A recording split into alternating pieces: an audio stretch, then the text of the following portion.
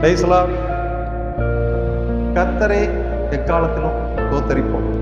சங்கீதம் 34:1 சொல்லுகிறது, கர்த்தரை நான் எக்காலத்திலும் ஸ்தோத்தரிப்பேன், அவர் துதி எப்பொழுதும் என் வாயில் இருக்கும் என்று சொல்லி சங்கீதக்காரன் தாவீது அங்கே சொல்லுகிறதை பார்ப்போம். தாவீது எல்லா சூழ்நிலையிலும் கர்த்தரை ஸ்தோத்தரித்து துதிப்பது வழக்கம். எல்லா வேலைகளிலேயும் துதிப்பது அவர்களுக்கு விருப்பமாயும் இருக்கிறது. கர்த்தரை துதிக்கும் போது எப்பொழுதும் வாயில அவர் துதித்து கொண்டிருக்கிறது. தாவீது இருதயத்திலிருந்து கர்த்தரை துதிக்கிறது அவருக்கு மிக உற்சாகத்தை தருகிறதா இருக்கிறது. ஆத்துமாவில ஆவியில அவர் துதிக்கிறார். ஆலயத்திலிருந்து துதிப்பது வேறு, ஆத்துமாவில கர்த்தரை துதித்து மேன்மை பாராட்டுவது அது வேறு.